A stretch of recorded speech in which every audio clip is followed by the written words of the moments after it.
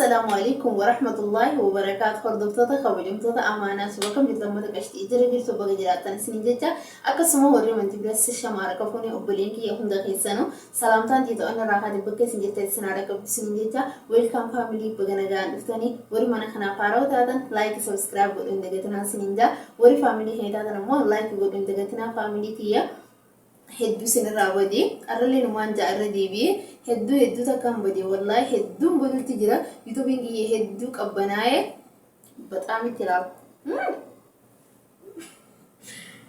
Amaariffaan kiyyee kun asitti illee narraa nafu shaakalaan jira garuu ni dandeessi ammoo akkasi faamilii tiyya arra maaliin qabadhee isinii dhufee biloogii miti riyaakshinaa miti barreeffama natti tole tokko keessa qabxii kudhan qabadhee isinii dhufee jechuudha. Gaggabaabaa wallaahi barreeffama jechoota gaggabaabaa baqa jechoota sarara tokko hin guunne jecha lamaa sadii baqa kurna keessa yaani tokkichisaa jecha lamaa sadii waan hin caalle tokko jechuudha. Barreeffama hedduu gaggabaabaa ta'e tokko qabadhee isinii dhufee viidiyoo tanaan eegaluun duratti laayik godhuun dagatanaa isiniin jaa faamilii.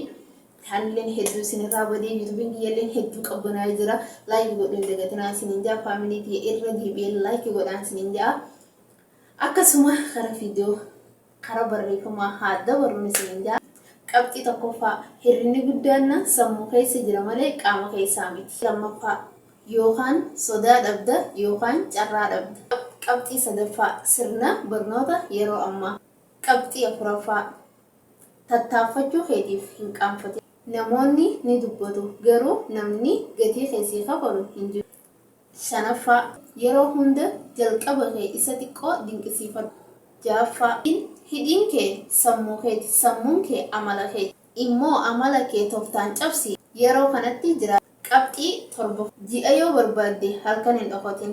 Qabxii saddeettaffaa isa rakkatee beeka maalummaa rakkinaa. Qabxii saglaffaa carratti hin amanin hojii kee isa cimatti amani. Kurnaffaa addunyaa waan argitee kabajji malee waan inni ta'e.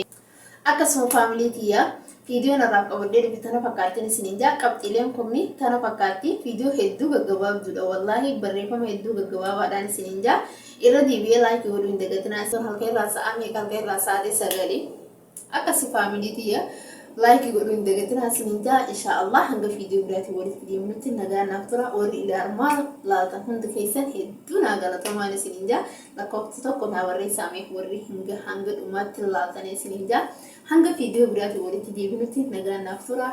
Bye bye. Baay'ee isin jaalladha nagaa naaf tura. Bye.